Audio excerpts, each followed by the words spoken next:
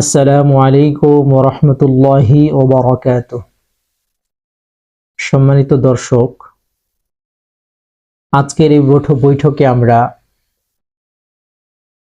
ফিরআউনের দাসী মাশতা এর ঈমানি পরীক্ষা কেমন ছিল বা এর ঈমান কেমন ছিল সেটা আমরা আজকের এই বৈঠকে আলোচনা করার চেষ্টা করব ইনশাআল্লাহ।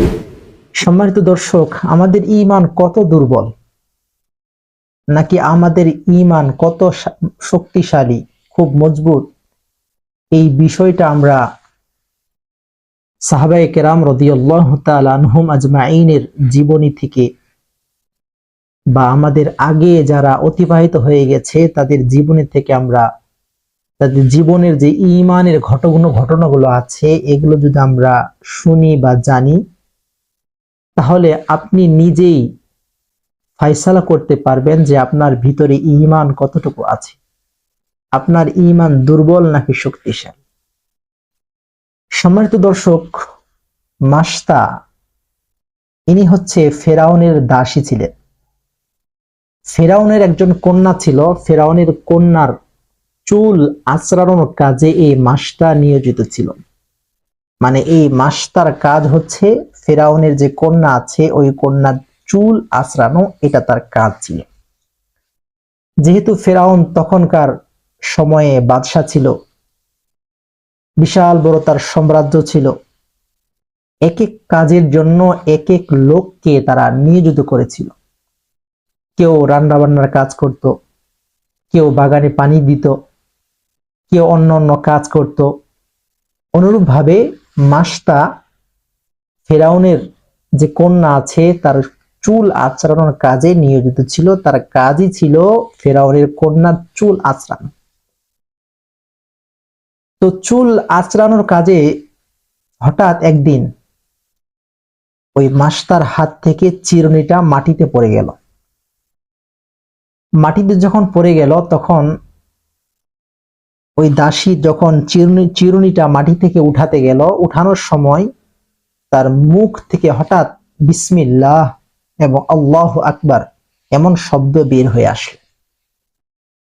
এই শব্দ যখন ফেরাউনের কন্যার কানে গেল, তখন ফেরাউনের কন্যা ধারণা করলো যে সম্ভবত মাশতা অন্য প্রভু, মানে অন্য প্রভু তার আছে।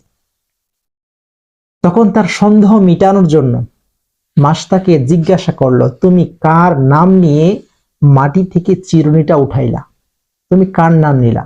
আমি শুনলাম যখন চিরুনিটা যখন মাটিতে পড়ে গিয়েছিল, তুমি মাটি থেকে চিরুনিটা উঠানোর সময় একজনের নাম নিয়েছ, তিনি কে? তখন মাশতা বলল যে আমি তোমার পিতাকে রব হিসাবে মানি না, আমি যাকে রব হিসাবে মানি তার নাম নিয়ে আমি চিরুনিটা উঠিয়েছিলাম। তিনি হচ্ছে আমার রব, তোর রব, তোর বাপের রব। মানে উনি হচ্ছে আমার আল্লাহ, তোমারও আল্লাহ, তোমার আব্বারও আল্লাহ। অর্থাৎ আমি তাকে প্রভু হিসাবে মানি।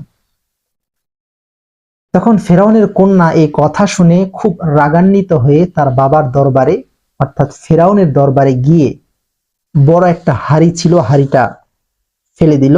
সঙ্গে সঙ্গে বড় একটা আওয়াজ হলো। তখন ফেরাউন জিজ্ঞাসা করলো, কি হয়েছে? তখন ফেরাউনের কন্যা বলল যে আমাদের যে দাসী আছে মাশতা, সে তো অন্য প্রভু বিশ্বাসী হয়ে গেছে, সে তো আপনাকে রব হিসাবে মানে না, তার তো রব আরো একজন আছে, তিনি নাকি আমার রব, আপনার রব। সঙ্গে সঙ্গে ফেরাউন বলল যে মাশতাকে ডেকে নিয়ে আসো। মাশতাকে ফেরাউনের সামনে ডাকা হলো।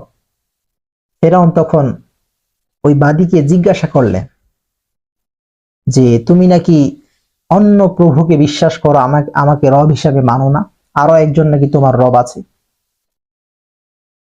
তখন মাশতা বলল যে হ্যাঁ, আমি একজনকে রব হিসাবে মানি, যিনি আসমান সৃষ্টি করেছেন, জমিন সৃষ্টি করেছেন, যিনি সমস্ত মানুষের রব, আপনার রব।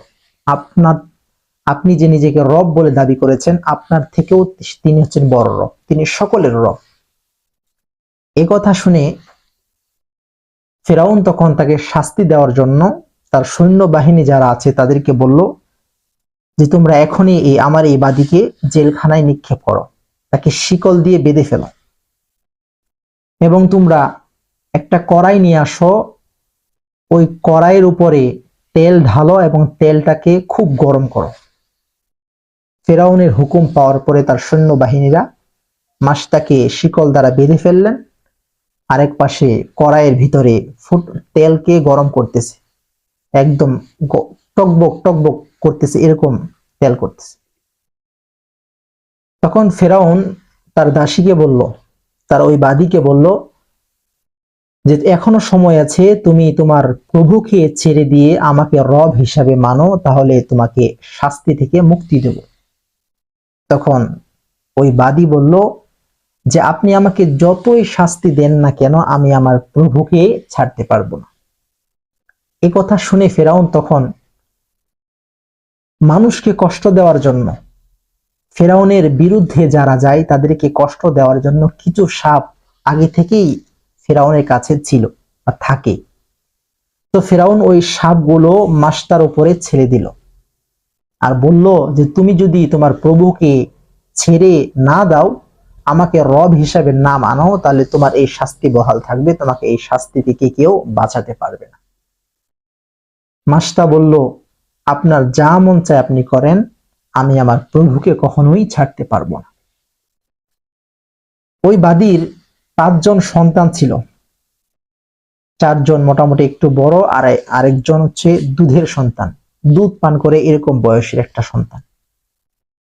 ফেরাউন তখন তার সব 5টা সন্তানকেই তার সামনে নিয়ে আসলো, আসার পরে বলল যে তুমি যদি তোমার প্রভুকে না ছাড়ো, আমাকে রব হিসাবে না মানো, তাহলে তোমার সন্তানকে এই ফুটন্ত তেলের ভিতরে ফেলে আমি মেরে ফেলব, তোমার সন্তানকে আমার হাত থেকে কেউ বাঁচাতে পারবে না।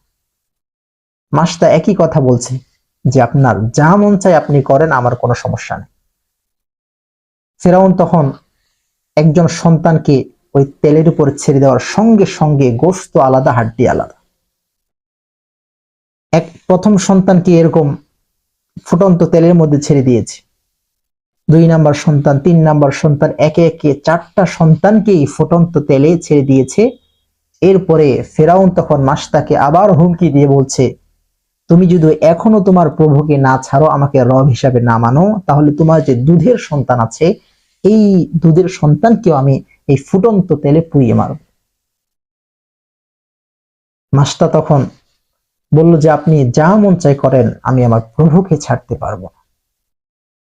তখন ফেরাউন তার বুক থেকে দুধের সন্তানকে কেড়ে নিয়ে ফুটন্ত তেলে ফেলতে যাবে, এমন সময় মাছটার চোখ থেকে ঝরঝর করে পানি ঝরছে।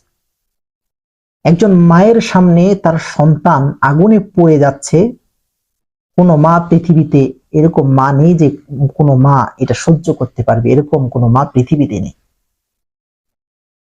তো মাছটার চোখ থেকে ঝরঝর করে পানি ঝরছে।